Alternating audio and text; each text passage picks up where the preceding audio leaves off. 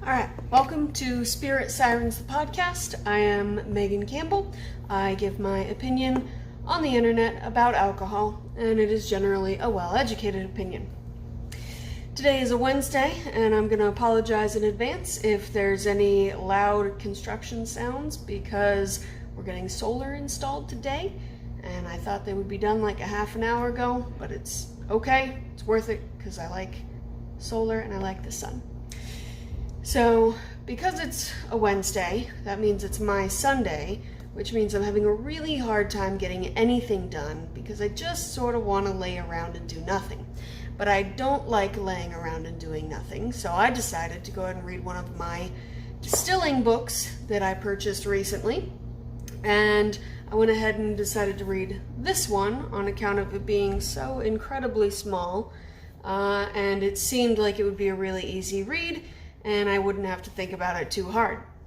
And so today is a book review, my first YouTube book review, but you can definitely read some of my other ones on the Sirens blog. And I gotta say, I was totally right. This was really, really easy to read.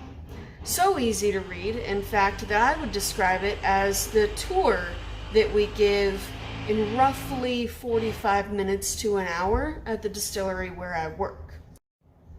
So the reason that I got this one is because it said the craft and culture of artisan schnapps, and more specifically the culture is what I was interested in because I know a lot about the technical aspects of distilling, and I really wanted to learn more about the culture surrounding artisan schnapps. Specifically, he says that, so this is written by Kirk. Specifically, he says that he really wanted to bring light to the culture and the people that make schnapps in Austria. And obviously it's got the beautiful Austrian mountain range here.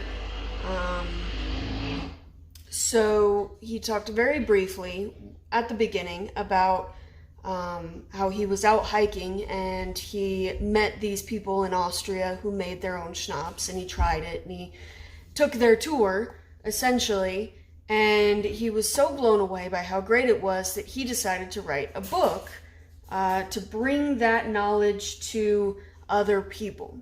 So I'm really grateful because it's not every day that the author of a book tells you right at the beginning that they don't know a goddamn thing. So that's nice. That's nice that they start out by saying, by the way, I'm not a professional, but I'm going to tell you about it. And I can only imagine how far along the computer science and the the astrophysics books and everything that we read in that scientific terminology, how far along they would be if people felt like they could write books about it in spite of not knowing or ever working with it or really doing hardly any research. So physically speaking, it's a nice book, a nice hardcover, beautiful picture. It doesn't have a book jacket, which I like. I really, really hate book jackets. Not very many illustrations or pictures, which is fine. It's not a big deal, other than the fact that you don't have any especially useful content to back it up.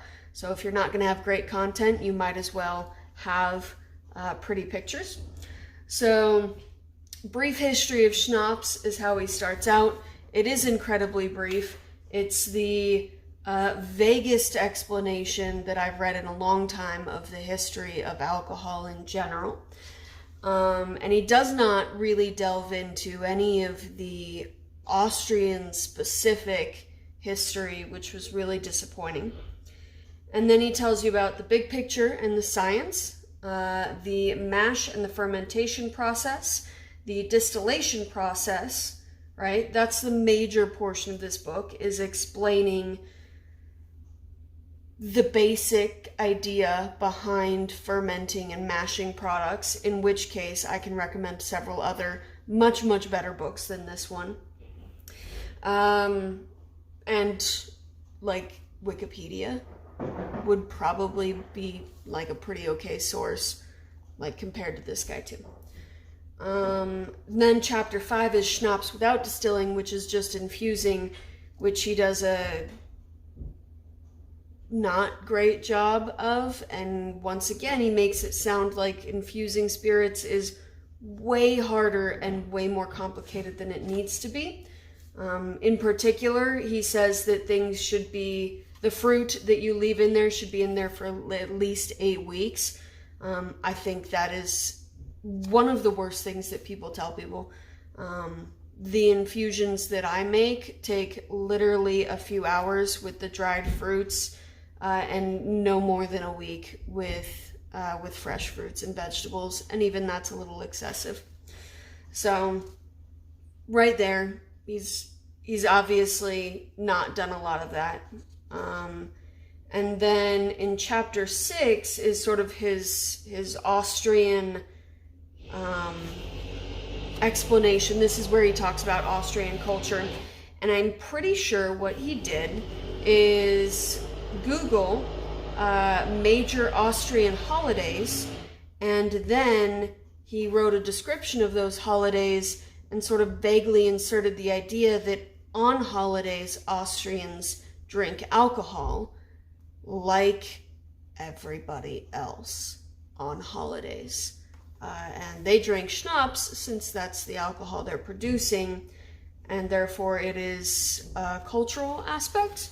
I mean, one of his examples is literally there's this big hike that they do every year, and it's a religious ceremony, and he goes, well, I guess you're probably wondering why I'm bringing this all up, and you might notice that it's cold in the Alps, and what are they going to use to keep them warm? Schnapps. They're gonna drink.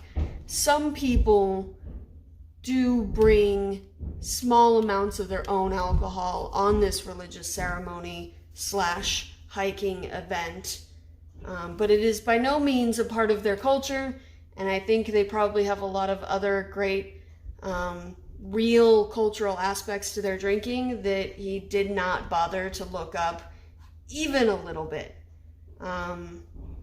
So overall, I would say this was a humongous waste of probably like $10, I think is what I spent on it. Very cute book. If you know literally nothing about distilling and you have $12 and you like the look of this physically and you want this physically on your shelf, then it's worth it. But if you actually want to learn something, then this is not a worthwhile book. I would recommend instead, if you want something in that vein, but is way, way better, The Artisan's Guide to Crafting Distilled Spirits, Small-Scale Production of Brandy, Schnapps, and Liquors by Bettina Moll and Helge Schmickel, and it's translated by Paul Lehman. So that's how authentic this one is. It's actually made by the Austrian distillers that know what they're doing and care about what they're doing and have been doing it for years. It's actually made by them, written in their language, and then translated into our language for this book. So absolutely 100%. If you've looked at this book and you thought that might be cool, get this book instead. It is way better. It is just as easy to read. It explains the basic of fermentation and distillation better than most books I've ever read. And it is, at the very least, authentic. Now, I will say, this one is like $10. This one is like $25. So if this is out of your budget this month, I would still just save money and save that extra $15 from next month's fun budget and get this one instead. So thank you for listening to me rant about how I just wasted 2 hours reading that book. Do not recommend, under no circumstances would I purchase that again or tell my friends to buy it. So thank you and have a good day.